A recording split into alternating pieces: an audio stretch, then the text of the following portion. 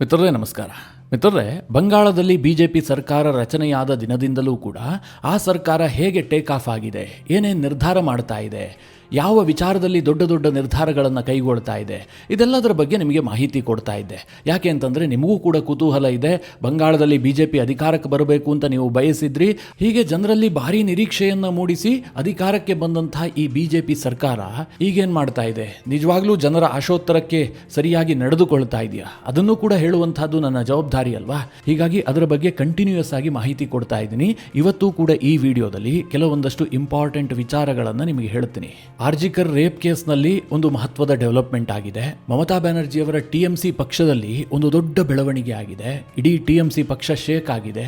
ಸುವೇಂದು ಅಧಿಕಾರಿಯವರ ಒಂದೇ ಮಾತರಂ ವಿಚಾರ ಇದೆಯಲ್ಲ, ಇದು ಬಂಗಾಳದ ಬಾಂಧವರಿಗೆ ಕಿಡಿ ಹತ್ತಿಸಿದೆ. ಹಾಗೆ ಭವಾನಿಪುರದಲ್ಲಿ ಮಮತಾ ಸೋತ್ ಹೋಗಿದಾರಲ್ಲ, ಅವ್ರು ಇಷ್ಟು ದಿನ ಏನು ಹೇಳ್ತಾ ಇದ್ರು, ನಾವು ಸೋತಿಲ್ಲ, ನೈತಿಕವಾಗಿ ಗೆದ್ದಿದ್ದೀವಿ, ನಮ್ಮ ಸೀಟ್ಗಳನ್ನೆಲ್ಲ ಲೂಟಿ ಮಾಡಲಾಗಿದೆ, ಹೀಗೆಲ್ಲ ಸ್ಟೇಟ್ಮೆಂಟ್ ಕೊಟ್ಕೊಂಡು ಓಡಾಡ್ತಾ ಇದ್ರು ಮಮತಾ ಬ್ಯಾನರ್ಜಿ. ಆದರೆ ಅಸಲಿ ಸತ್ಯ ಹೊರಗೆ ಬಂದಿದೆ. ಮಮತಾ ಬ್ಯಾನರ್ಜಿ ಅವರು ಸ್ಪರ್ಧೆ ಮಾಡ್ತಾ ಇದ್ದಂತಹ ಭವಾನಿಪುರದಲ್ಲಿ ಅವರ ಚಿತ್ರಣ ಹೇಗಿತ್ತು, ಜನ ಯಾವ ರೀತಿಯಾಗಿ ಸೋಲಿಸಿದ್ದಾರೆ, ಬಹಳ ಇಂಟ್ರೆಸ್ಟಿಂಗ್ ಅಂಶ ಹೊರಗೆ ಬಂದಿದೆ. ಇದೆಲ್ಲದನ್ನ ಈ ವಿಡಿಯೋದಲ್ಲಿ ನಿಮಗೆ ಡೀಟೇಲ್ ಆಗಿ ತಿಳಿಸ್ಕೊಡ್ತೀನಿ. ನೀವು ಈ ವಿಡಿಯೋನ ಕೊನೆವರೆಗೂ ಮಿಸ್ ಮಾಡದೆ ನೋಡಿ. ಮೊದಲಿಗೆ ಈ ಸಿಎಂ ಸುವೇಂದು ಅಧಿಕಾರಿಯವರು ತಾನು ಮುಖ್ಯಮಂತ್ರಿಯಾಗಿ ಅಧಿಕಾರ ಸ್ವೀಕರಿಸಿದ ಬಳಿಕ ಮೊಟ್ಟ ಮೊದಲ ಬಾರಿಗೆ ದೆಹಲಿ ಪ್ರವಾಸವನ್ನು ಕೈಗೊಂಡಿದ್ದಾರೆ. ಅವರು ಬರ್ತಿದ್ದಂತೆ ಅಮಿತ್ ಶಾ ಅವರನ್ನ ಭೇಟಿಯಾದ್ರು. ಯಾಕೆಂದ್ರೆ ಬಂಗಾಳದಲ್ಲಿ ಕ್ಯಾಬಿನೆಟ್ ವಿಸ್ತರಣೆ ಆಗಬೇಕು, ಅದರ ಕುರಿತಾಗಿ ಚರ್ಚೆ ಆಗಿರಬಹುದು. ಅದಾಗ್ತಿದ್ದ ಹಾಗೆ ಅವರು ರಾಜನಾಥ್ ಸಿಂಗ್ ಅವರನ್ನ ಭೇಟಿಯಾದ್ರು. ಬಹಳ ಸುದೀರ್ಘವಾಗಿ ಚರ್ಚೆ ನಡೆಸಿದ್ದಾರೆ. ಮಿತ್ರರೇ, ಈ ಮೀಟಿಂಗ್ ಅನ್ನ ಬಹಳ ಕುತೂಹಲದಿಂದ ನೋಡಲಾಗ್ತಾ ಇತ್ತು. ಯಾಕೆ ಅಂತಂದ್ರೆ ಈ ಹಿಂದೆ ಕೇಂದ್ರದ ರಕ್ಷಣಾ ಇಲಾಖೆಗೂ ಮತ್ತು ಬಂಗಾಳದ ಸರ್ಕಾರಕ್ಕೂ ಅದೆಷ್ಟು ಜಟಾಪಟಿ ಇತ್ತು ಅಂತಂದ್ರೆ ಹೇಳೋದಕ್ಕೆ ಸಾಧ್ಯ ಇಲ್ಲ. ಕೇಂದ್ರ ಸರ್ಕಾರದ ಪ್ರತಿಯೊಂದು ಯೋಜನೆಗೂ ಕೂಡ ಬಂಗಾಳ ತಡೆ ಒಡ್ಡುತ್ತಾ ಇತ್ತು. ಇಲ್ಲಿ ವೆಲ್ಫೇರ್ ಸ್ಕೀಮ್ಗೆ ತಡೆ ಒಡ್ಡುವಂತಹದ್ದು ಒಂದು ಭಾಗ, ಅದು ರಾಜಕಾರಣ ಅಂತ ಅಂದುಕೊಳ್ಳೋಣ. ಅದರಿಂದಲೂ ಜನಸಾಮಾನ್ಯರಿಗೆ ತೊಂದರೆ ಆಗುತ್ತೆ, ನಷ್ಟ ಆಗುತ್ತೆ.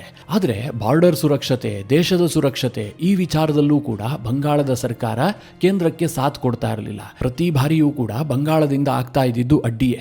ಅದು ಕೇವಲ ಮಮತಾ ಬ್ಯಾನರ್ಜಿಯವರ ಕಾಲದಲ್ಲಿ ಅಂತ ಅಂದುಕೊಳ್ಬೇಡಿ, ಬಹಳ ಹಿಂದಿನಿಂದಲೂ ಕೂಡ ಈ ಪರಿಸ್ಥಿತಿ ಇತ್ತು. ಈ ಹಿಂದೆ ಅಲ್ಲಿ ಲೆಫ್ಟ್ ಗವರ್ನಮೆಂಟ್ ಇರ್ತಾ ಇತ್ತು, ಕೇಂದ್ರದಲ್ಲಿ ಕಾಂಗ್ರೆಸ್ ಸರ್ಕಾರ ಇರ್ತಾ ಇತ್ತು. ಆಗ್ಲೂ ಸಹ ಕೇಂದ್ರ ವರ್ಸಸ್ ರಾಜ್ಯದ ನಡುವೆ ಸಂಘರ್ಷವೇ. ಅನಂತರವೂ ಕೂಡ ಮಮತಾ ಬ್ಯಾನರ್ಜಿ ಅಧಿಕಾರಕ್ಕೆ ಬಂದ ಬಳಿಕ ಕೇಂದ್ರ ವರ್ಸಸ್ ರಾಜ್ಯದ ನಡುವೆ ದೊಡ್ಡ ಮಟ್ಟದ ಪೈಪೋಟಿ ಇತ್ತು, ನೀವೆಲ್ಲ ನೋಡಿದಿರಿ. ಆದರೆ ಒಂದು 5 ದಶಕದ ನಂತರ ಕೇಂದ್ರದಲ್ಲಿ ಯಾವ ಸರ್ಕಾರ ಇದೆಯೋ ಅದೇ ಸರ್ಕಾರ ರಾಜ್ಯದಲ್ಲೂ ಕೂಡ ಅಸ್ತಿತ್ವಕ್ಕೆ ಬಂದಿದೆ. ಹೀಗಾಗಿ ಕೇಂದ್ರಕ್ಕೂ ಕೂಡ ಬಹಳ ನಿರೀಕ್ಷೆ ಇದೆ. ಬಂಗಾಳ ಮತ್ತು ಬಾಂಗ್ಲಾದ ನಡುವೆ ಇರುವಂತಹ ಅನೇಕ ಸಮಸ್ಯೆಗಳಿಗೆ ಈಗ ಮುಕ್ತಿ ಹಾಡಬಹುದು ಅಂತ. ಅದಕ್ಕೆ ಸರಿಯಾಗಿ ಸುವೇಂದು ಅಧಿಕಾರಿ ಅಧಿಕಾರಕ್ಕೆ ಬರ್ತಿದ್ದ ಹಾಗೆ ಬಹಳ ದೊಡ್ಡ ದೊಡ್ಡ ನಿರ್ಧಾರಗಳನ್ನೇ ಕೈಗೊಂಡಿದ್ದಾರೆ. ಈಗಾಗಲೇ ಗಡಿ ಬೇಲಿಗೆ ಬೇಕಾದಷ್ಟು ಭೂಮಿಯನ್ನು ಹಸ್ತಾಂತರ ಮಾಡೋದಕ್ಕೆ ಕ್ರಮ ಕೈಗೊಂಡಿದ್ದಾರೆ. ಬಿಎಸ್ಎಫ್ಗೆ ಆ ಭೂಮಿಯನ್ನು ಹಸ್ತಾಂತರ ಮಾಡಲಾಗುತ್ತೆ. ಎರಡನೆಯದಾಗಿ ಚಿಕನ್ ನೆಕ್ ಕಾರಿಡಾರ್ ಅನ್ನ ಕೇಂದ್ರಕ್ಕೆ ವಹಿಸುವಂತಹ ತೀರ್ಮಾನ ಕೈಗೊಳ್ಳಲಾಗಿದೆ. ಇದು ಕೂಡ ದೊಡ್ಡ ತೀರ್ಮಾನ. ಇದರ ಜೊತೆಗೆ ಸುವೇಂದು ಅಧಿಕಾರಿ ಬಂಗಾಳ ಮತ್ತು ದೇಶದ ಸುರಕ್ಷತೆಗೋಸ್ಕರವಾಗಿ 3D ಯೋಜನೆಯನ್ನ ಘೋಷಣೆ ಮಾಡಿದ್ರು. 3D ಅಂತಂದ್ರೆ ಡಿಟೆಕ್ಟ್, ಡಿಲೀಟ್ ಅಂಡ್ ಡಿಪೋರ್ಟ್. ಇದನ್ನ ಈ ಹಿಂದೆಯೇ ವಿಡಿಯೋದಲ್ಲಿ ಹೇಳಿದ್ದೀನಿ. ಈ ಎಲ್ಲ ಕ್ರಮಗಳನ್ನ ಬಂಗಾಳದ ಸರ್ಕಾರ ಕೈಗೊಂಡಿದೆಯಲ್ಲ, ಈ ಎಲ್ಲ ವಿಚಾರಗಳ ಕುರಿತಾಗಿ ರಾಜನಾಥ್ ಸಿಂಗ್ ಜೊತೆಗಿನ ಭೇಟಿಯ ಸಂದರ್ಭದಲ್ಲಿ ಸುವೇಂದು ಅಧಿಕಾರಿ ಬಹಳ ಡೀಟೇಲ್ ಆಗಿ ಚರ್ಚೆ ಮಾಡಿದ್ದಾರೆ. ಮಾಧ್ಯಮಗಳ ವರದಿಯಂತೆ ಬರೋಬ್ಬರಿ 1.5 ಗಂಟೆಗಳ ಕಾಲ ಮೀಟಿಂಗ್ ನಡೆದಿದೆಯಂತೆ ಇಬ್ಬರ ನಡುವೆ. ಅಂದ್ರೆ ಸುವೇಂದು ಅಧಿಕಾರಿ ಅವರ ಸರ್ಕಾರದ ಮೊದಲ ಆದ್ಯತೆ ಗಡಿ ಸುರಕ್ಷತೆ ಎನ್ನುವಂಥದ್ದು ಇದರಲ್ಲಿ ಸ್ಪಷ್ಟ ಆಗ್ತಾ ಇದೆ. ಇದರ ಜೊತೆಗೆ ಸುವೇಂದು ಅಧಿಕಾರಿ ಅವರು ಪ್ರಧಾನಿ ನರೇಂದ್ರ ಮೋದಿ ಅವರನ್ನ ಕೂಡ ಭೇಟಿಯಾಗೋರಿದ್ದಾರೆ. ಯಾಕೆ ಅಂತಂದ್ರೆ ಬಂಗಾಳಕ್ಕೆ ಈಗ ತುರ್ತಾಗಿ ಒಂದು ಆರ್ಥಿಕ ನೆರವು ಬೇಕು. ಒಂದು ಕಡೆಯಲ್ಲಿ ಚುನಾವಣಾ ಭರವಸೆಗಳನ್ನೆಲ್ಲ ಕೊಟ್ಟಿದ್ದಾರೆ. ಬಿಜೆಪಿಯವರು ಬಹಳ ದೊಡ್ಡ ಭರವಸೆಗಳನ್ನ ಕೊಟ್ಟಿದ್ರು. ಮಮತಾರನ್ನ ಸೋಲಿಸೋದಕ್ಕೋಸ್ಕರವಾಗಿ ಸಾಕಷ್ಟು ವೆಲ್ಫೇರ್ ಸ್ಕೀಮ್ಗಳನ್ನ ಘೋಷಣೆ ಮಾಡಿದ್ದಾರೆ. ಅದೆಲ್ಲದನ್ನ ಬಂಗಾಳದ ಇವತ್ತಿನ ಆರ್ಥಿಕ ಸ್ಥಿತಿಯಲ್ಲಿ ಜಾರಿಗೆ ತರುವಂತಹದ್ದು ಕಷ್ಟ ಇದೆ. ಹೀಗಾಗಿ ಕೇಂದ್ರ ಸರ್ಕಾರದ ಸಹಾಯ ಅನಿವಾರ್ಯ. ಈಗ ಪ್ರಧಾನಿಯವರನ್ನ ಭೇಟಿಯಾದಂತಹ ಸಂದರ್ಭದಲ್ಲಿ ವಿಶೇಷ ಪ್ಯಾಕೇಜ್ಗೆ ಬೇಡಿಕೆ ಇಡುತ್ತಾರೆ ಎನ್ನುವಂತಹ ಮಾಹಿತಿಗಳಿದ್ದಾವೆ. ಇದು ಸುವೇಂದು ಅಧಿಕಾರಿಯವರ ದೆಹಲಿ ಪ್ರವಾಸ ಮತ್ತು ರಾಜನಾಥ್ ಸಿಂಗ್ ಅವರ ಭೇಟಿಯ ಕುರಿತಾದಂತಹ ಮಾಹಿತಿ. ಆದ್ರೆ ಇನ್ನೊಂದು ಕಡೆಯಲ್ಲಿ ಟಿಎಂಸಿಯಲ್ಲಿ ದೊಡ್ಡ ಬಿರುಗಾಳಿ ಎದ್ದಿದೆ. ನಾನು ಹಲವು ಬಾರಿ ಹೇಳಿದ್ದೀನಿ ನಿಮಗೆ, ಈಗ ಸದ್ಯ ಮಮತಾ ಬ್ಯಾನರ್ಜಿ ಅವರ ಹೋರಾಟ ಏನಿದ್ರೂ ಕೂಡ ಟಿಎಂಸಿ ಪಕ್ಷವನ್ನು ಉಳಿಸಿಕೊಳ್ಳುವಂತಹದ್ದು, ಮುಂದಿನ 5 ವರ್ಷದವರೆಗೆ ಟಿಎಂಸಿಯನ್ನು ಉಳಿಸಿಕೊಳ್ಳುವಂತಹದ್ದು ಅಷ್ಟು ಈಸಿ ಕೆಲಸ ಅಲ್ಲ. ಟಿಎಂಸಿ ಶೇಕ್ ಆಗುತ್ತೆ ಅಂತ ನಿಮಗೆ ತಿಳಿಸಿದ್ದೆ. ಮಿತ್ರರೇ, ಅದೇ ಪ್ರಕಾರವಾಗಿ ಆಗ್ತಾ ಇದೆ ಕೂಡ. ಮೇ 20ನೇ ತಾರೀಕು ನಡೆದಂತಹ ಒಂದು ಬೆಳವಣಿಗೆ ಟಿಎಂಸಿಯ ಮರ್ಯಾದೆ ಹೋಗುವಂತೆ ಮಾಡಿದೆ. ಅಷ್ಟಕ್ಕೂ ಆಗಿದ್ದೇನು ಅಂತಂದ್ರೆ ಟಿಎಂಸಿ ಪಕ್ಷದ ಕಡೆಯಿಂದ ಬಂಗಾಳದಲ್ಲಾದಂತಹ ಪೋಸ್ಟ್ ಪೋಲ್ ವೈಲೆನ್ಸ್ ಜೊತೆಗೆ ಈ ಬಿಜೆಪಿ ಸರ್ಕಾರ ಬುಲ್ಡೋಸರ್ ರಾಜಕಾರಣ ಮಾಡ್ತಾ ಇದೆ, ಮೈನಾರಿಟಿಯ ಮೇಲೆ ದಬ್ಬಾಳಿಕೆ ಮಾಡ್ತಾ ಇದೆ ಅಂತ ಆರೋಪಿಸಿ ಮಮತಾ ಬ್ಯಾನರ್ಜಿಯವರ ಟಿಎಂಸಿ ಪಕ್ಷ ಒಂದು ಪ್ರತಿಭಟನೆಗೆ ಕರೆ ಕೊಟ್ಟಿತ್ತು. ಈ ಪ್ರತಿಭಟನೆಗೆ ಕರೆ ಕೊಟ್ಟಿದ್ದು ಕೇವಲ MLAಗಳಿಗೆ ಮಾತ್ರ. ಅಂದ್ರೆ 80 ಜನ MLAಗಳಿದಾರಲ್ಲ, ಅವರೆಲ್ಲ ಸೇರ್ಕೊಂಡು ಪ್ರತಿಭಟನೆ ಮಾಡುವಂತಹದ್ದು ಇದರ ಉದ್ದೇಶ ಆಗಿತ್ತು. ಆದ್ರೆ ಮಿತ್ರರೇ, ಇದೇ ಈಗ ಟಿಎಂಸಿಗೆ ಮುಳುವಾಗಿರೋದು. 80 ಜನರಿಗೆ ಭಾಗಿಯಾಗೋದಕ್ಕೆ ಸೂಚಿಸಿದ್ರೂ ಕೂಡ ಬಂದಿದ್ದು ಕೇವಲ 34 MLAಗಳು ಮಾತ್ರ. 46 ಜನ ಟಿಎಂಸಿ MLAಗಳು ಆ ಒಂದು ಪ್ರತಿಭಟನೆಗೆ ಬಂದೇ ಇರಲಿಲ್ಲ. ಇದರ ಬಗ್ಗೆ ಬಂಗಾಳದ ಪತ್ರಿಕೆಗಳು ಯಾವ ರೀತಿಯಾಗಿ ವಿಶ್ಲೇಷಣೆ ಮಾಡ್ತಾ ಇದ್ದಾವೆ ಅಂತಂದ್ರೆ, ಸದ್ಯ ಈ ಫಲಿತಾಂಶ ಬಂದ ಬಳಿಕ ಅಂದ್ರೆ ಮಮತಾ ಬ್ಯಾನರ್ಜಿ ಅವರಿಗೆ ಸೋಲಾಯ್ತಲ್ಲ, ಈಗ ಮಮತಾ ಬ್ಯಾನರ್ಜಿ ಅವರು ಒಂದು ಪ್ಲಾನ್ ಮಾಡ್ತಾ ಇದ್ದಾರಂತೆ. ಅದೇನು ಕೇಳಿದ್ರೆ, ಅಭಿಷೇಕ್ ಬ್ಯಾನರ್ಜಿಗೆ ಕಂಪ್ಲೀಟ್ ಬಂಗಾಳದ ರಾಜಕಾರಣವನ್ನ ವಹಿಸಿ ಬಿಡಬೇಕು. ಅಂದ್ರೆ ಬಂಗಾಳದ ರಾಜಕಾರಣಕ್ಕೆ ಅಭಿಷೇಕ್ ಬ್ಯಾನರ್ಜಿ ಅವರನ್ನ ಶಿಫ್ಟ್ ಮಾಡಿಬಿಟ್ಟು ಮಮತಾ ಬ್ಯಾನರ್ಜಿ ಅವರು ಕೇಂದ್ರ ರಾಜಕಾರಣಕ್ಕೆ ಶಿಫ್ಟ್ ಆಗೋದಕ್ಕೆ ಯೋಜನೆ ಮಾಡ್ತಾ ಇದ್ದಾರಂತೆ. ತನ್ನ ಆಪ್ತ ವಲಯದಲ್ಲಿ ಈ ಬಗ್ಗೆ ಚರ್ಚೆ ಮಾಡಿದರಂತೆ. ಅಷ್ಟು ಮಾತ್ರ ಅಲ್ಲ, ಇತ್ತೀಚೆಗೆ ಮಮತಾ ಬ್ಯಾನರ್ಜಿ ಅವರ ಒಂದು ಸ್ಟೇಟ್ಮೆಂಟ್ ಬಹಳ ಸದ್ದು ಮಾಡಿತ್ತು.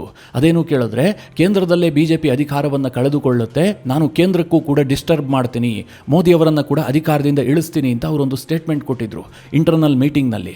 ಅದು ಬಹಳ ಸದ್ದು ಮಾಡಿತ್ತು. ಅನೇಕ ಪತ್ರಿಕೆಗಳು ಆ ಬಗ್ಗೆ ವರದಿ ಮಾಡಿದ್ವು. ಇದರಿಂದ ಸ್ಪಷ್ಟ ಆಗ್ತಿರೋದೇನು ಕೇಳಿದ್ರೆ, ಮಮತಾ ಬ್ಯಾನರ್ಜಿ ಅವರು ಬಂಗಾಳದಿಂದ ದೂರ ಆಗಿಬಿಟ್ಟು ಕೇಂದ್ರದ ರಾಜಕಾರಣಕ್ಕೆ ಶಿಫ್ಟ್ ಆಗ್ತಾರೆ. ಅವರು MP ಆಗ್ತಾರೋ ಅಥವಾ ರಾಜ್ಯಸಭಾ ಮೆಂಬರ್ ಆಗಿ ಕೇಂದ್ರಕ್ಕೆ ಬರ್ತಾರೋ ಅದ್ರ ಬಗ್ಗೆ ಸ್ಪಷ್ಟತೆ ಇಲ್ಲ. ಆದರೆ ಆ ರೀತಿಯ ಚರ್ಚೆಗಳು TMCಯಲ್ಲಿ ನಡೀತಾ ಇದೆ.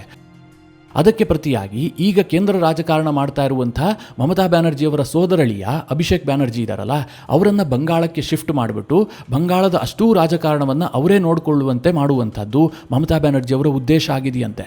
ಆದರೆ ಇದಕ್ಕೆ ಪಕ್ಷದ ವಲಯದಲ್ಲಿ ಸಹಮತ ಇಲ್ಲ. MLAಗಳು ಇದಕ್ಕೆ ಅಪಸ್ವರ ತೆಗಿತಾ ಇದ್ದಾರೆ. ನಾವು ಮಮತಾ ಬ್ಯಾನರ್ಜಿಯವರ ಅಡಿಗಡೆ ಕೆಲಸ ಮಾಡ್ತೀವಿ, ಆದರೆ ಅಭಿಷೇಕ್ ಬ್ಯಾನರ್ಜಿಯವರ ನಾಯಕತ್ವವನ್ನು ನಾವು ಒಪ್ಪಿಕೊಳ್ಳೋದಿಲ್ಲ, ಇದರಿಂದ ಪಕ್ಷಕ್ಕೆ ಒಳಿತೂ ಕೂಡ ಆಗೋದಿಲ್ಲ ಅಂತ ಅವರು ಪಕ್ಷದ ಇಂಟರ್ನಲ್ ಮೀಟಿಂಗ್ನಲ್ಲಿ ಸ್ಪಷ್ಟವಾಗಿ ಹೇಳಿದಾರಂತೆ. ಯಾಕೆ ಹೀಗೆ ಕೇಳಿದ್ರೆ, ಅಭಿಷೇಕ್ ಬ್ಯಾನರ್ಜಿ ಅವರು ತನ್ನದೇ ಆದಂತಹ ಒಂದು ಗುಂಪನ್ನು ಹೊಂದಿದ್ದಾರೆ. ಅವರ ಸುತ್ತಲೂ ಕೂಡ ಒಂದು ಕೋಟೆ ಕಟ್ಕೊಂಡಿದ್ದಾರೆ. ಅವರಿಂದ ಪಕ್ಷಕ್ಕೆ ಒಳ್ಳೆಯದಾಗೋದಿಲ್ಲ, ಅವರಿಗೆ ಬಿಜೆಪಿಯನ್ನು ಎದುರಿಸುವಂತಹ ತಾಕತ್ತಿಲ್ಲ. ಮಮತಾ ಬ್ಯಾನರ್ಜಿಯವರು ಬಂಗಾಳದಲ್ಲಿ ಇದ್ದರೆ ಮಾತ್ರ ನಾವು ಇನ್ನೊಮ್ಮೆ ಅಧಿಕಾರದ ಕನಸು ಕಾಣಬಹುದು. ಅವರೇನಾದರೂ ಈ ಬಂಗಾಳವನ್ನು ಬಿಟ್ಟು ಕೇಂದ್ರ ರಾಜಕಾರಣಕ್ಕೆ ಶಿಫ್ಟ್ ಆಗಿದ್ದೇ ಆದರೆ ಬಂಗಾಳದಲ್ಲಿ TMC ನಾಮಾವಶೇಷ ಆಗುತ್ತೆ ಎನ್ನುವಂಥದ್ದು ಪಕ್ಷದ ಮುಖಂಡರ ಅಭಿಪ್ರಾಯವಂತೆ. ಹೀಗಾಗಿ ಮಮತಾ ಬ್ಯಾನರ್ಜಿ ಅವರು ಸಭೆ ಕರೆದ್ರೂ ಕೂಡ ಶಾಸಕರು ಗೈರಾಗ್ತಾ ಇದ್ದಾರೆ. ಕೆಲ MPಗಳು ಕೂಡ ಟೋಟಲಿ ಇನ್ಆಕ್ಟಿವ್ ಆಗಿದ್ದಾರೆ. ಪಕ್ಷದ ಯಾವುದೇ ಕಾರ್ಯಚಟುವಟಿಕೆಯಲ್ಲೂ ಕೂಡ ಭಾಗಿಯಾಗ್ತಾ ಇಲ್ಲ.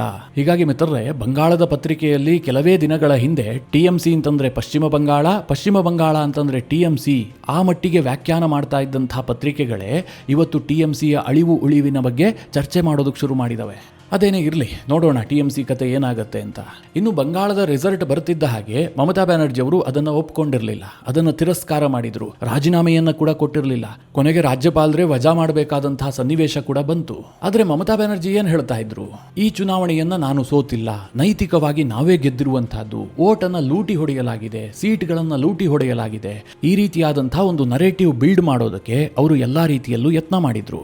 ಆದರೆ ಮಿತ್ರರೇ, ಈಗ ಭವಾನಿಪುರದ ಒಂದು ವಿಚಾರ ಹೊರಗೆ ಬಂದಿದೆ. ಇದು ಮಮತಾ ಬ್ಯಾನರ್ಜಿ ಅವರನ್ನ ಬಂಗಾಳದ ಜನ ಯಾವ ಮಟ್ಟಿಗೆ ತಿರಸ್ಕಾರ ಮಾಡಿದ್ದಾರೆ ಅನ್ನೋದಕ್ಕೆ ಕೈಗನ್ನಡಿ ಹಿಡಿದಂತಿದೆ.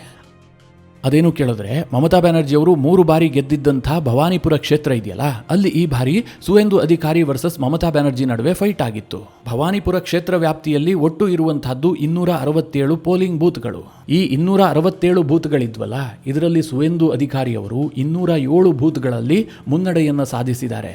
ಕೇವಲ 60 ಬೂತ್ಗಳಲ್ಲಿ ಮಾತ್ರ ಮಮತಾ ಬ್ಯಾನರ್ಜಿ ಅವರಿಗೆ ಮುನ್ನಡೆ ಸಿಕ್ಕಿದೆ. ಇದರಲ್ಲೂ ಇಂಟ್ರೆಸ್ಟಿಂಗ್ ವಿಚಾರ ಏನು ಗೊತ್ತಾ, ಮಮತಾ ಬ್ಯಾನರ್ಜಿ ಅವರಿಗೆ ಎಲ್ಲೆಲ್ಲಿ ಮುಸ್ಲಿಮರ ವೋಟ್ಗಳಿದ್ವೋ ಅಂತಹ ಪೋಲಿಂಗ್ ಬೂತ್ಗಳಲ್ಲಿ ಮಾತ್ರ ಮುನ್ನಡೆ ಸಿಕ್ಕಿದೆ. ಅವರು ಲೀಡ್ ಪಡೆದಿದ್ದಾರೆ. ಹಿಂದೂಗಳಿರುವಂತಹ ಪೋಲಿಂಗ್ ಬೂತ್ಗಳಲ್ಲಿ ಮಮತಾಗೆ ಅತ್ಯಂತ ಕಡಿಮೆ ಮತದಾನ ಆಗಿದೆ. ಎಷ್ಟರ ಮಟ್ಟಿಗೆ ಕೇಳಿದ್ರೆ 68 ಪೋಲಿಂಗ್ ಬೂತ್ಗಳಲ್ಲಿ ಮಮತಾ ಬ್ಯಾನರ್ಜಿ ಅವರಿಗೆ 100ಕ್ಕಿಂತ ಕಡಿಮೆ ಓಟುಗಳು ಬಂದಿದ್ದಾವೆ. 27 ಪೋಲಿಂಗ್ ಬೂತ್ಗಳಲ್ಲಿ ಮಮತಾ ಬ್ಯಾನರ್ಜಿಗೆ 50ಕ್ಕಿಂತ ಕಡಿಮೆ ಓಟುಗಳು ಬಂದಿದ್ದಾವೆ. ಹಾಗೆ ಕೆಲ ಬೂತ್ಗಳಲ್ಲಿ 12-15 ಓಟುಗಳು ಕೂಡ ಬಂದಿದೆ. ಅಷ್ಟು ಕಡಿಮೆ ಪ್ರಮಾಣದಲ್ಲಿ ಮಮತಾ ಬ್ಯಾನರ್ಜಿಗೆ ಜನ ವೋಟ್ ಹಾಕಿದ್ದಾರೆ. ನೆನಪಿರಲಿ, ಮಮತಾ ಬ್ಯಾನರ್ಜಿ ಅವರು ಒಬ್ಬ ಮುಖ್ಯಮಂತ್ರಿಯಾಗಿ ಆ ಚುನಾವಣೆಯನ್ನು ಎದುರಿಸಿದ್ರು. ಅದೇ ಭವಾನಿಪುರ ಕ್ಷೇತ್ರದಿಂದ ಗೆದ್ದು ಮಮತಾ ಬ್ಯಾನರ್ಜಿ ಅವರು ಬಂಗಾಳದಲ್ಲಿ 3 ಬಾರಿ ಮುಖ್ಯಮಂತ್ರಿ ಆಗಿದ್ರು. ಆದರೆ ಜನ ಈ ಬಾರಿ ತಿರಸ್ಕಾರ ಮಾಡಿದ್ದಾರೆ. ಮುಖ್ಯವಾಗಿ ಹಿಂದೂಗಳು ತಿರಸ್ಕಾರ ಮಾಡಿದ್ದಾರೆ. ಇದಕ್ಕೆ ಅಪೋಸಿಟ್ ಸುವೇಂದು ಅಧಿಕಾರಿಗಾಗಿದೆ. ಹಿಂದೂಗಳ ಮತ ಇರುವಂತಹ ಪ್ರದೇಶದಲ್ಲಿ ಸುವೇಂದು ಅಧಿಕಾರಿ ಜಾಸ್ತಿ ಮತಗಳನ್ನು ಪಡೆದುಕೊಂಡ್ರೆ ಮುಸ್ಲಿಮರು ಡಾಮಿನೆನ್ಸ್ ಇರುವಂತಹ ಪೋಲಿಂಗ್ ಬೂತ್ಗಳಿದ್ವಲ್ಲ ಅಲ್ಲಿ ಸುವೇಂದು ಅಧಿಕಾರಿ ಅವರಿಗೆ ಸಿಕ್ಕಿದ್ದು ಕೇವಲ 5-6 ವೋಟ್ಗಳು ಮಾತ್ರ. ನಾನು ಯಾಕೆ ಇದನ್ನು ಹೇಳದೆ ಅಂತಂದ್ರೆ ಮಮತಾ ಬ್ಯಾನರ್ಜಿ ಅವರನ್ನ ಬಂಗಾಳದಲ್ಲಿ ಜನ ಆ ಮಟ್ಟಿಗೆ ತಿರಸ್ಕಾರ ಮಾಡಿದ್ದಾರೆ. ಇನ್ನು ಬಂಗಾಳದಲ್ಲಿ ಬಿಜೆಪಿ ಅಧಿಕಾರಕ್ಕೆ ಬರುತ್ತಿದ್ದ ಹಾಗೆ ಮುಖ್ಯಮಂತ್ರಿ ಸುವೇಂದು ಅಧಿಕಾರಿ ಒಂದು ಘೋಷಣೆ ಮಾಡ್ತಾರೆ. ಸರ್ಕಾರದ ಎಲ್ಲಾ ಕಾರ್ಯಕ್ರಮಗಳಲ್ಲೂ ಕೂಡ ಮತ್ತು ಸರ್ಕಾರಿ ಶಾಲೆಗಳಲ್ಲೂ ಕೂಡ ಒಂದೇ ಮಾತರಂ ಕಡ್ಡಾಯ ಅಂತ. ಈಗ ಈ ಆದೇಶಕ್ಕೆ ಇನ್ನೊಂದು ಅಂಶವನ್ನ ಕೂಡ ಆಡ್ ಮಾಡಿದ್ದಾರೆ. ಅದೇನು ಕೇಳಿದ್ರೆ ಸರ್ಕಾರದ ವ್ಯಾಪ್ತಿಯಲ್ಲಿ ಬರುವಂತಹ ಎಲ್ಲಾ ಮದರಸಾಗಳು ಮತ್ತು ರಾಜ್ಯದ ಅಲ್ಪಸಂಖ್ಯಾತ ಕಲ್ಯಾಣ ಇಲಾಖೆ ನಡೆಸುವಂತಹ ಎಲ್ಲಾ ಶಾಲೆಗಳಲ್ಲೂ ಕೂಡ ಒಂದೇ ಮಾತರಂ ಕಡ್ಡಾಯ ಹಾಡಲೇಬೇಕು ಅಂತ ಸರ್ಕಾರ ಆದೇಶ ಹೊರಡಿಸಿದೆ. ಸರ್ಕಾರದಿಂದ ಅನುದಾನ ಪಡೆದುಕೊಳ್ತಾ ಇರುವಂತಹ ಮದರಸಾಗಳಿಗೂ ಕೂಡ ಈ ಒಂದೇ ಮಾತರಂ ಕಾನೂನು ಅನ್ವಯಿಸುತ್ತೆ. ಇದು ಬಂಗಾಳದಲ್ಲಿ ಒಂದು ಹೊಸ ಕಿಡಿಯನ್ನು ಹತ್ತಿಸಿದೆ. ಇದರ ಬಗ್ಗೆ ಮುಸ್ಲಿಂ ಕಮ್ಯುನಿಟಿ ಒಂದು ಹಂತಕ್ಕೆ ವಿರೋಧ ಮಾಡ್ತಾ ಇದೆ, ಆದರೆ ಆ ಪ್ರಮಾಣದಲ್ಲಿ ವಿರೋಧ ಕಂಡು ಬರ್ತಾ ಇಲ್ಲ. ಯಾಕೆಂದ್ರೆ ಹೊಸ ಸರ್ಕಾರ ಬಂದಿದೆ, ಇವರು ನಮ್ಮನ್ನ ಯಾವ ರೀತಿಯಾಗಿ ಟ್ರೀಟ್ ಮಾಡ್ತಾರೆ ಅಂತ ಗೊತ್ತಿಲ್ಲ, ಹೇಗಪ್ಪ ಮುಂದಿನ ಕತೆ ಅಂತ ಅವರಿಗೊಂದು ಆತಂಕ ಇದ್ದೇ ಇದೆ. ಆದರೆ ಸರ್ಕಾರದ ಈ ಕಾನೂನನ್ನ ಬಂಗಾಳದಲ್ಲಿರುವಂತಹ 3 ವಿರೋಧ ಪಕ್ಷಗಳು ವಿರೋಧ ಮಾಡ್ತಾ ಇದ್ದಾವೆ. ಮೊದಲನೇದಾಗಿ ಕಾಂಗ್ರೆಸ್ ಹೇಳ್ತಾ ಇದೆ ಇದು ಬಹುತ್ವ ಸಂಸ್ಕೃತಿಗೆ ಮಾರಕವಾದಂತಹ ಆದೇಶ, ಇದನ್ನು ನಾವು ಒಪ್ಕೊಳ್ಳೋದಿಲ್ಲ, ಇದರ ವಿರುದ್ಧ ಪ್ರತಿಭಟನೆ ಮಾಡ್ತೀವಿ ಅಂತ ಕಾಂಗ್ರೆಸ್ ಹೇಳಿದೆ. ಸಿಪಿಐ ಮತ್ತು ಸಿಪಿಎಂ ಕೂಡ ಇದನ್ನು ವಿರೋಧಿಸಿದಾವೆ. ಟಿಎಂಸಿಯು ಕೂಡ ವಿರೋಧ ಮಾಡಿದೆ. ಆದರೆ ಸರ್ಕಾರ ಮಾತ್ರ ಈ ಬಗ್ಗೆ ಮರುಪರಿಶೀಲನೆ ಇಲ್ಲ, ಕಡ್ಡಾಯವೇ ಒಂದೇ ಮಾತರಮನ್ನ ಎಲ್ಲರೂ ಹಾಡಲೇಬೇಕು ಅಂತ ಸ್ಪಷ್ಟವಾಗಿ ಆದೇಶ ಹೊರಡಿಸಿದೆ. ಇನ್ನು ಪಶ್ಚಿಮ ಬಂಗಾಳದ RG Kar medical college rape and murder case ಇತ್ತಲ್ಲ, ಅದರಲ್ಲಿ ಒಂದು ಮಹತ್ವದ ಬೆಳವಣಿಗೆ ಆಗಿದೆ. ಬಿಜೆಪಿ ಸರ್ಕಾರ ಬಂದ ಬಳಿಕ ಇದರ ಬಗ್ಗೆ ಚರ್ಚೆ ಜಾಸ್ತಿ ಆಗಿತ್ತು. ಯಾಕೆ ಅಂತಂದ್ರೆ ಚುನಾವಣೆ ಸಂದರ್ಭದಲ್ಲಿ ಬಿಜೆಪಿ ಈ ಬಗ್ಗೆ ಭರವಸೆ ಕೊಟ್ಟಿತ್ತು.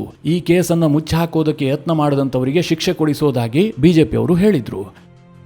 ಜೊತೆಗೆ ಈ ಆರ್ಜಿಕರ್ ಮೆಡಿಕಲ್ ಕಾಲೇಜು ವೈದ್ಯೆಯ ರೇಪ್ ಅಂಡ್ ಮರ್ಡರ್ ಕೇಸ್ನಲ್ಲಿ ಪೋಷಕರು ಈ ಸಿಬಿಐ ತನಿಖೆಯ ಬಗ್ಗೆ ಅತೃಪ್ತಿಯನ್ನು ವ್ಯಕ್ತಪಡಿಸಿದ್ರು. ಈ ಇಡೀ ಪ್ರಕರಣದಲ್ಲಿ ಸಂಜಯ್ ರಾಯ್ ಅನ್ನುವಂಥವನು ಮಾತ್ರ ಅಪರಾಧಿಯಿಂದ ತೀರ್ಪು ಕೊಡಲಾಗಿತ್ತು. ಆತನಿಗೆ ಜೀವಾವಧಿ ಶಿಕ್ಷೆಯೂ ಕೂಡ ಆಗಿತ್ತು. ಆದರೆ ಮಿತ್ರರೇ, ಆ ರೇಪ್ ಅಂಡ್ ಮರ್ಡರ್ ಕೇಸನ್ನು ನೋಡಿದ್ರೆ ಒಬ್ಬನಿಂದ ಇದು ಮಾಡೋದಕ್ಕೆ ಸಾಧ್ಯವೇ ಇಲ್ಲ ಅನ್ನುವಂಥದ್ದು ಕನ್ಫರ್ಮ್ ಆದಂತಹ ವಿಚಾರ. ಇಲ್ಲಿ ಸಾಕಷ್ಟು ಪ್ರಭಾವಿಗಳನ್ನು ರಕ್ಷಿಸಲಾಗ್ತಾ ಇದೆ, ಕೆಲ ಸಾಕ್ಷಿಗಳನ್ನು ನಾಶ ಮಾಡಲಾಗ್ತಾ ಇದೆ ಅಂತ ಪೋಷಕರು ಅನುಮಾನವನ್ನು ವ್ಯಕ್ತಪಡಿಸಿದ್ರು. ಅವರು ಹೈಕೋರ್ಟ್ಗೂ ಕೂಡ ಹೋಗಿದ್ರು. ಈಗ ಹೈಕೋರ್ಟ್ ಸಿಬಿಐಗೆ ಒಂದು ಆದೇಶವನ್ನು ಮಾಡಿದೆ. ಕೇವಲ ಸಾಕ್ಷಿನಾಶದ ತನಿಖೆಗೋಸ್ಕರವಾಗಿ ಒಂದು SITಯನ್ನು ರಚಿಸಿ 3 ಮೆಂಬರ್ಸ್ಗಳು ಅದರಲ್ಲಿರಲಿ, ಜಾಯಿಂಟ್ ಡೈರೆಕ್ಟರ್ ಅದಕ್ಕೆ ನೇತೃತ್ವವನ್ನು ವಹಿಸಿಕೊಳ್ಳಲಿ. ವೈದ್ಯೆ ರಾತ್ರಿ ಊಟ ಮಾಡಿದ ನಂತರ ಆದಂತಹ ಪ್ರತಿ ಘಟನಾವಳಿಗಳ ಬಗ್ಗೆಯೂ ಕೂಡ ತನಿಖೆ ಆಗಬೇಕು. ಆಕೆಯ ಅಂತಿಮ ಸಂಸ್ಕಾರ ಆಗತ್ತಲ್ಲ, ಅಲ್ಲಿಯವರೆಗೆ ಎಷ್ಟು ಸಾಕ್ಷಿಗಳನ್ನು ನಾಶ ಮಾಡಲಾಗಿದೆ, ಎಲ್ಲೆಲ್ಲಿ ಕಾನೂನು ಲೋಪಗಳನ್ನು ಎಸಗಲಾಗಿದೆ, ಎಲ್ಲದರ ಬಗ್ಗೆ ತನಿಖೆ ಆಗಬೇಕು ಅಂತ ಕೋರ್ಟ್ ಆದೇಶ ಮಾಡಿದೆ. ಮಿತ್ರರೇ, ಈ ಆರ್ಜಿಕರ್ ಮೆಡಿಕಲ್ ಕಾಲೇಜು ಕೇಸು ಯಾಕಿಷ್ಟು ಸದ್ದು ಮಾಡ್ತು, ಯಾಕಿದಕ್ಕಿಷ್ಟು ಮಹತ್ವ ಕೇಳಿದ್ರೆ, ಈ ಕೇಸ್ನಲ್ಲಿ ನಿರ್ಮಲ್ ಕುಮಾರ್ ಘೋಷ್ ಅನ್ನುವಂತಹ ಟಿಎಂಸಿಯ ಮಾಜಿ MLA, ಆ ಸಂದರ್ಭದಲ್ಲಿ ಹಾಲಿ MLA, ಆತ ನಡೆದುಕೊಂಡಂತಹ ರೀತಿಯ ಬಗ್ಗೆ ಆ ವೈದ್ಯೆಯ ಪೋಷಕರಿಗೆ ಸಾಕಷ್ಟು ಅನುಮಾನಗಳಿದಾವೆ. ವೈದ್ಯೆಯ ರೇಪ್ ಅಂಡ್ ಮರ್ಡರ್ ಆದ ಬಳಿಕ ಆಕೆಯ ಕ್ರಿಮೇಷನ್ಗೆ ಎಷ್ಟು ತರಾತುರಿ ಮಾಡಿದಾನೆ ಅಂತಂದ್ರೆ ನೀವು ಊಹೆ ಮಾಡೋದಕ್ಕೂ ಸಾಧ್ಯ ಇಲ್ಲ. ಆತ ಏನ್ ಹೇಳಿದನೋ ಅದೆಲ್ಲವುದನ್ನ ಗೋರಾ ಠಾಣೆ ಪೊಲೀಸರು ಕೇಳಿದರೆ ಎನ್ನುವಂತಹ ಆರೋಪವನ್ನ ವೈದ್ಯೆಯ ಪೋಷಕರು ಮಾಡಿದ್ರು. ಆದ್ರೆ ಸಿಬಿಐ ತನಿಖೆ ಮಾಡಿಬಿಟ್ಟು ಸಂಜಯ್ ರಾಯ್ ಒಬ್ಬನೇ ಆರೋಪಿ ಅಂತ ಆರೋಪ ಪಟ್ಟಿ ಸಲ್ಲಿಸಿತ್ತು. ಆ ಪ್ರಕಾರವಾಗಿ ಆತನಿಗೆ ಜೀವಾವಧಿ ಶಿಕ್ಷೆಯೂ ಕೂಡ ಆಗಿದೆ. ಈಗ ಬಿಜೆಪಿ ಅಧಿಕಾರಕ್ಕೆ ಬರುತ್ತಿದ್ದ ಹಾಗೆ ಕೇಸ್ ಮತ್ತೆ ಮುನ್ನೆಲೆಗೆ ಬಂದಿದೆ, ನಾನಾ ಆಯಾಮವನ್ನು ಪಡೆದುಕೊಳ್ತಾ ಇದೆ. ಮಿತ್ರರೇ, ಇದಿಷ್ಟು ಬಂಗಾಳದಲ್ಲಿ ಇತ್ತೀಚೆಗೆ ಆದಂತಹ ಕೆಲವೊಂದಷ್ಟು ಬೆಳವಣಿಗೆಗಳು. ಮುಂದೇನೇ ಆದರೂ ಕೂಡ ನಿಮಗೆ ತಿಳಿಸುವಂತಹ ಪ್ರಯತ್ನ ಮಾಡ್ತೀನಿ. ಈ ಎಲ್ಲ ವಿಚಾರಗಳ ಕುರಿತಾಗಿ ನಿಮ್ಮ ಅನಿಸಿಕೆ ಅಭಿಪ್ರಾಯಗಳೇನು ಕಮೆಂಟ್ ಮಾಡುವ ಮೂಲಕ ನಮಗೆ ತಿಳಿಸಿ. ಹಾಗೆ ನಿಮಗೆ ಈ ವಿಡಿಯೋ ಇಷ್ಟವಾದರೆ ಲೈಕ್ ಮಾಡಿ. ಜೊತೆಗೆ ನೀವಿನ್ನೂ ನಿಮ್ಮ ನೆಚ್ಚಿನ ಸಂಸ್ಕಾರ ಸೌರಭ ಯೂಟ್ಯೂಬ್ ಚಾನಲ್ನ ಸಬ್ಸ್ಕ್ರೈಬ್ ಮಾಡಿಲ್ಲ ಅಂತಾದರೆ ಈ ಕೂಡಲೇ ಸಬ್ಸ್ಕ್ರೈಬ್ ಮಾಡಿ. ಮುಂದಿನ ಎಲ್ಲ ಅಪ್ಡೇಟ್ಗಳ ನೋಟಿಫಿಕೇಷನ್ಗಾಗಿ ಬೆಲ್ ಐಕಾನ್ ಒತ್ತಿ.